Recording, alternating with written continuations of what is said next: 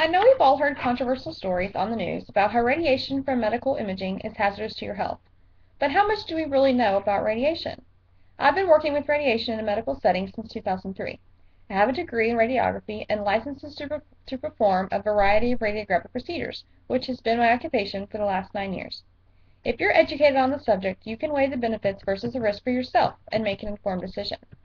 Although medical imaging may not be as dangerous as news anchors like to make it sound, it is something you and your family should be informed about. We will discuss what amounts of radiation are considered safe versus harmful and the amounts of radiation received during radiological procedures and medical imaging. First of all, let's discuss the amount of radiation that is considered safe for humans by professional organizations and the dangers of exceeding those guidelines. Radiation exposure is measured in many different units. For the sake of consistency, today we will use the unit measurement called millirem.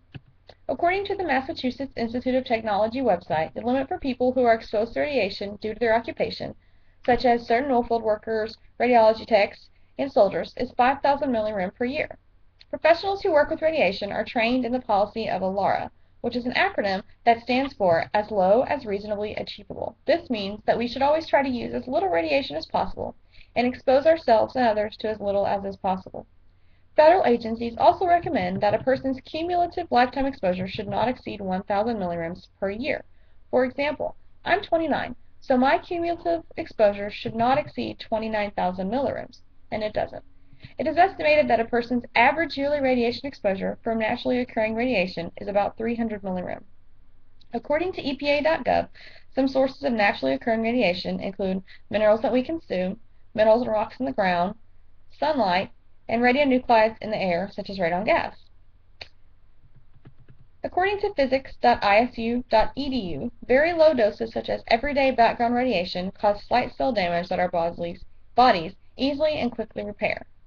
Keep in mind as we discuss these dangerous high doses that safety measures almost guarantee that no one person will receive more than 5,000 millirem in 1 year, much less than one exposure. At doses of up to 100,000 millirem in one exposure, our cells may either be changed permanently or die. The cells that die are usually easily replaceable. Our body just makes more. However, cells that are permanently changed may go on to produce abnormal cells when they divide. Under just the right circumstances, these cells have a chance of becoming cancerous. That is why you often hear people say that radiation can cause cancer. At higher doses, such as doses of more than 100,000 millirem, our bodies are unable to replace dying cells fast enough, so exposed tissues fail to function, leading to nausea, diarrhea, and general weakness due to damage to intestinal lining.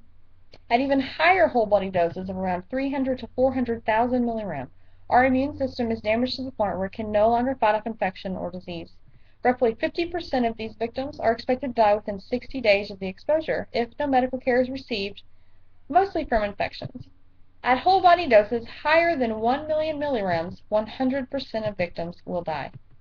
Now that we've discussed safe amounts of radiation and dangers associated with surpassing those safe amounts, let's talk about how much radiation is received during different exams.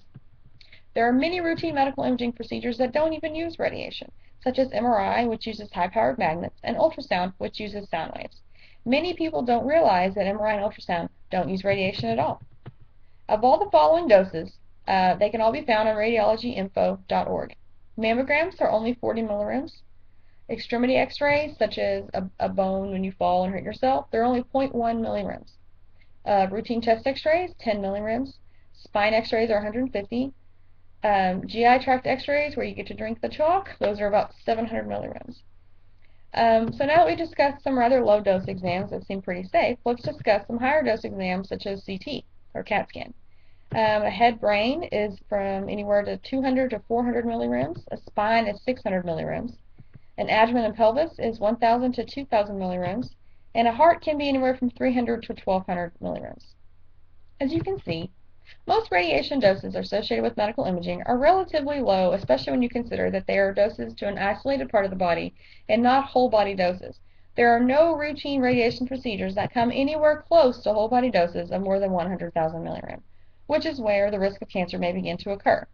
So, the next time your doctor orders a radiologic exam for you or a loved one, just remember to assess the risk versus the benefits of having the procedure.